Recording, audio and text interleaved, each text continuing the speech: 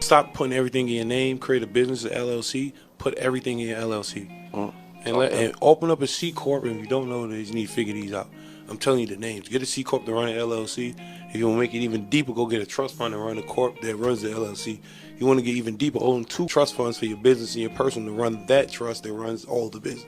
It can get deep, my guy. Absolutely. And Donald Trump actually showed me that method. That's how he didn't pay tax. So this is my business trust, and then I have another trust, which is my family trust here. And this family trust basically does everything, okay? The business trust is a member of my LLC, where I'm a member. This is me, Brandon. I'm a 5% member in my LLC, whereas my business trust owns 95% of the LLC. So why do I set it up that way? Well, because my business is profitable, right? Me, Brandon Clark, the person, is responsible for 5% of the taxes that this business makes as an individual person, whereas the business is 95% responsible for those taxes. So if we put numbers to it, if I had $100,000 of income that would be taxed, then I would be responsible for $5,000 and I would have to pay taxes on that. Whereas the trust would have to pay taxes on $95,000. I'm responsible, right? And so my CPA is looking at this right now and say, man, why would you have a structure inside of a trust? Because trusts pay higher taxes than everybody.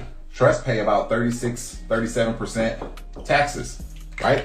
And so that's where the strategy comes in, because what you could do from this point is you could actually transfer or donate the full $95,000 to the beneficiary of this trust, right? So there's 3 entities to a trust, right? You have the grantor or the creator. That's the person who creates the trust. Then you have your trustee. This is the person who has all the power. And then you have the beneficiary. So they have no power. So the grantor or the creator, if we're talking about an irrevocable trust, there's a difference between an irrevocable trust and a revocable trust, or also known as a living trust. The grantor is the person who has the power and is giving away the power to the trustee. And so why would anybody do that? I don't even want to go into all the details, but there's a lot of reasons. Plus this is recorded.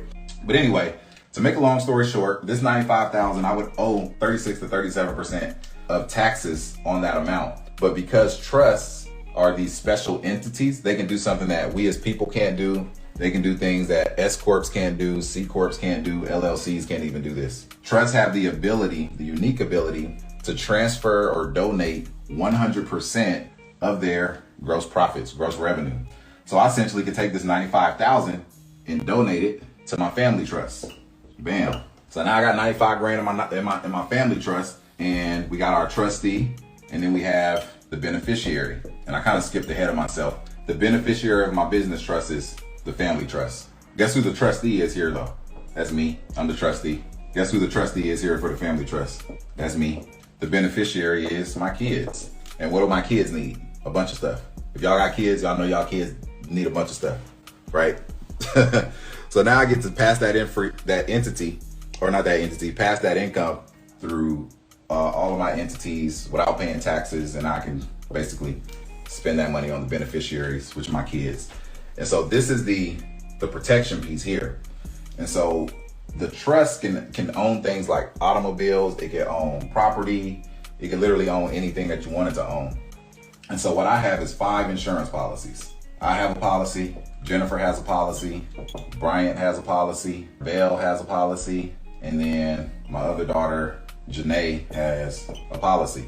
And so this trust owns each policy, and I could actually use the money that I receive or income that I receive into the trust, and I could use it to fund these policies. I'm going to open up insurance. I can actually fund all of them with the same money by using the strategy that I showed you earlier, where you take out a loan, put $2-3 million in my insurance and borrow from that and put it back in against your own cash.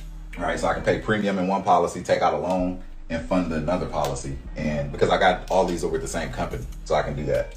All right. And is there some questions in there? I saw like a question. I'm gonna answer like 2 more questions and then I gotta head out. Yep. You don't pay any taxes. Hold on, wait. Is the money that's passed on from your life insurance policy subject to tax or not? What is the purpose of putting into the trust? So 2 purposes. The trust is protection. It's really protection from the taxes, and then protection from like lawsuits and stuff. Anytime you guys start, if you have like high risk businesses like trucking, like you own trucks, things like that, and you own a business, that kind of puts a target on your back for people to sue you. And if you have a LLC and only a LLC, you could be in trouble. Why could you be in trouble? Well, let's think about it. What does LLC stand for? Limited what? Limited liability company or corporation, something like that. Yeah, whatever, right? So let's say if somebody wanted to come sue me, let's say if I like hit somebody in a terrible accident, they could sue me, the person Brandon, but they couldn't sue my LLC or my company, right? Now on the flip side of that, let's say I own the truck, or not I own the truck, the business owned the truck. And let's say the business hit somebody and killed a bunch of people. Well, naturally a lawsuit will follow the LLC. Let's say a judge decides to, after they levy all the assets that the business owns, they could actually do what they call pierce the corporate veil, right? And they could come after my personal assets, which is why you don't want to have anything in your name for a protection standpoint.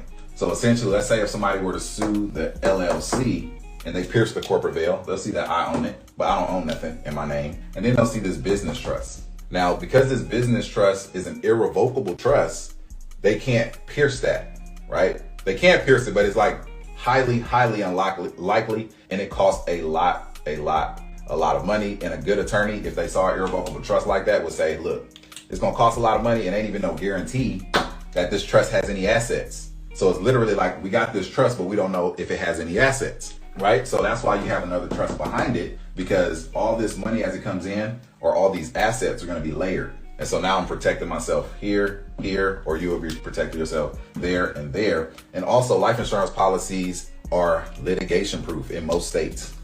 Most states, meaning if you have money in an insurance contract like that, even if they do sue you, they can't get the money in the policy, right? So it's pretty cool, pretty unique way of being able to protect yourself, generational wealth, probate, taxes. That's really the main thing. You want to protect yourself from taxes. All right, but yeah, I want to appreciate y'all for coming through. I'll be doing this again next Wednesday, same time, but make sure you turn on the notifications, because I'm gonna probably just be going live at random times whenever I get some free time.